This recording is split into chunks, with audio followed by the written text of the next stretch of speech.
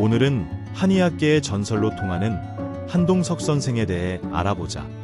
선생은 본업인 한의학뿐만 아니라 동양사상의 뿌리인 주역과 후천개벽의 원리를 밝힌 정역에도 한 소식을 들었던 역학자였다. 또 선천 상극기운이 절정에 이르고 후천 상생기운이 열리려는 이때 격변하는 시대의 맥을 짚었던 선각자이셨다.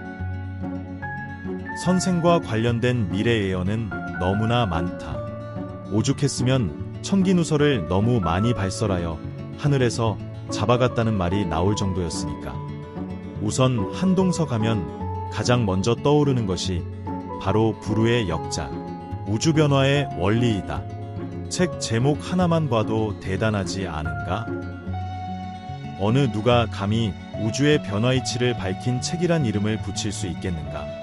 책 제목을 우주변화의 원리로 썼다는 것은 우주의 변화이법에 달통하지 않고서는 도저히 붙일 수 없는 이름이다.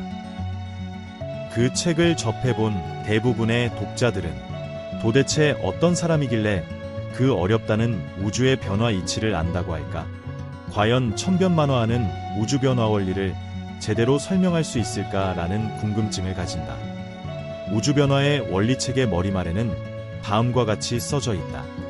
음양오행의 법칙이란 우주의 변화법칙이며 만물의 생사법칙이며 정신의 생성법칙이므로 우주의 모든 변화가 이 법칙 밖에서 일어날 수는 없다. 그러므로 필자는 이 법칙의 원리를 우주변화의 원리라고 명명한 것이다. 즉 한마디로 우주변화 원리는 음양오행이라는 것이다. 우리들 주변에 한의학을 전공한 사람이건 혹은 역학 공부를 웬만큼 한 사람치고 우주변화의 원리를 읽어보지 않은 사람은 없을 것이다. 1966년도에 초판이 나온 이래 반세기 이상 스테디셀러로 지금도 여전히 많은 사람들이 그 책을 읽고 있다. 그런데 문제는 이 책이 너무 어렵다는 것이다. 오죽하면 한의학과 교수들조차도 고개를 절레절레 흔들 정도로 난해한 책이니 이 책을 제대로 이해하는 학생들은 얼마나 될까? 여기서는 한동석 선생에 대한 간략한 소개와 미래예언 몇 가지만 알아보려 한다. 선생은 함경남도 함주군에서 태어났다. 호는 두암, 동암이며 본명은 국흠이고 북한에서 월남한 이후에는 동석으로 개명하였다. 집안의 장손으로 태어나 13세에 정혼을 했으나 헤어졌고 두 번째 결혼 후 부인이 폐병을 앓았다.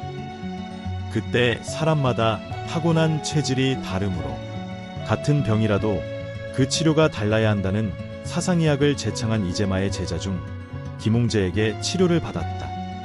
김웅재가 부인의 병을 치료하면서 지금은 이렇게 고쳤으나 나중에 재발하면 다시는 못 고친다 고 말했는데 결국 병이 재발하여 사망하게 되자 그 후 한의학에 관심을 갖게 되었다고 한다. 이 일이 계기가 되어 김웅재 밑에서 한의학을 배웠는데 한의학에 입문한 지 2년 정도 밖에 안 되었는데도 주변 사람들의 웬만한 병들은 다 고쳐주었다고 한다. 6.25 동란이 일어나자 부산에서 한약방을 경영하는 자와 동업하여 진료를 시작하였다.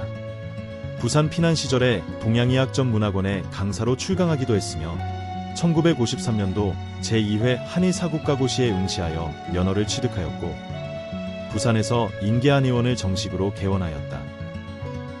1953년도에 역학원론의 저자인 자신의 유일한 스승인 삼화 한장경 선생을 만나 본격적으로 주역을 공부하게 된다.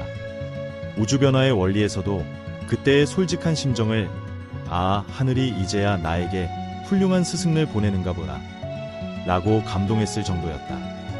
그 후 1956년 서울로 올라와 인사동 사거리에 한동석 한의원을 개원하였다. 이때부터 계룡산의 국사봉을 자주 출입하면서 본격적으로 주역과 정역을 공부하였다. 일찍이 계룡산 국사봉은 김일부 선생이 정역을 완성했던 정역파들의 성지였다. 1950년대 중반에는 충남대학교 총장을 지낸 정역의 대가 이정호 박사를 필두로 화엄경을 구격한 탄어스님, 정역학자인 권영원 등이 모여 정역을 공부하던 소위 계룡산학파가 결성되었다. 한동석은 5번이나 결혼하는 등 가정적으로는 불우하였으나 치병 능력은 해외에까지 알려져 하루는 서독에 사는 교포가 병원에 가도 정확한 병명을 알 수 없다며 증세를 적은 편지를 보내왔다. 그런데 한동석은 환자의 사주를 알려달라는 답장을 띄워 환자의 사주에 맞추어 처방전과 처백을 지어 보내줬더니 씻은 듯이 나았다고 한다. 선생은 초인적인 집중력으로 주위 사람들이 전율을 느낄 정도로 무섭게 공부를 하였다고 한다. 항상 무언가를 외워 길을 걸어가면서까지 외는 모습이 자주 눈에 띄었다고 한다. 그가 암송한 것은 전통 한해서인 황제내경의 운기편이었다. 후일에 그가 말하길 삼천독을 하고 나면 뭔가 알 수 있을 것 같아서 삼천독을 했는데도 전혀 감이 오질 않자 육천독을 하고 나니 약간 뭔가 있는 것 같아서 다시 삼천독을 더하여 구천독을 해도 물리가 안 트이자 드디어 일만독을 하고 나니 그제서야 뭔가 통하는 걸 느꼈다. 고 토로하였다. 그의 공부 장소와 공부법은 계룡산이나 오대산 등 산속에 들어가 한 달씩 집중하여 공부하였는데 추운 겨울에도 차가운 얼음을 깨고 목욕재개를 해가며 죽을 힘을 다해 쓴 책이 바로 우주변화의 원리이다. 우주변화의 원리의 핵심은 음양오행론이다. 그 책에서 우주 운동법칙을 설명하고 있는데 현재 23.5도 기울어진 지축이 똑바로 섬으로써 새하늘이 열리고 땅이 새로운 질서로 들어간다는 개벽운동을 말하고 있다.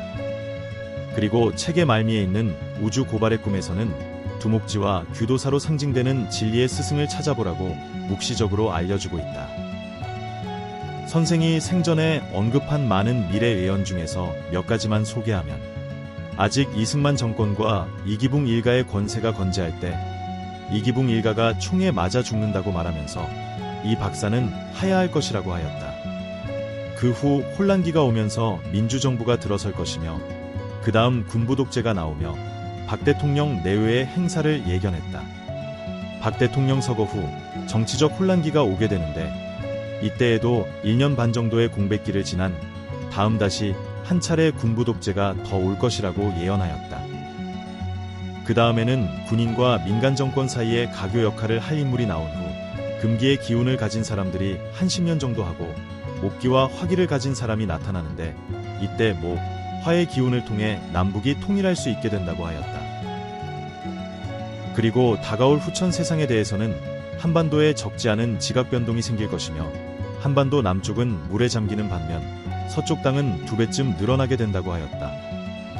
이것은 타너 스님도 지축의 정립으로 우리나라의 동남쪽 해안배 결의가 쓰나미 피해를 입는다고 예언하였다.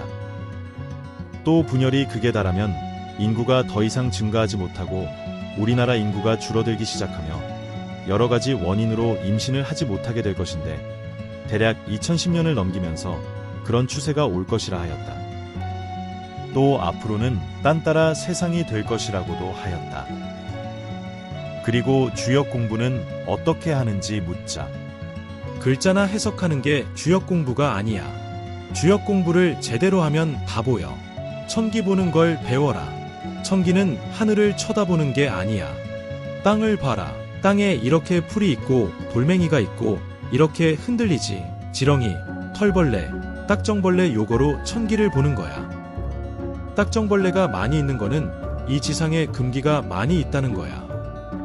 이제 발이 많은 돈지네가 많이 끓을 때가 있으면 화기가 왔다는 거야.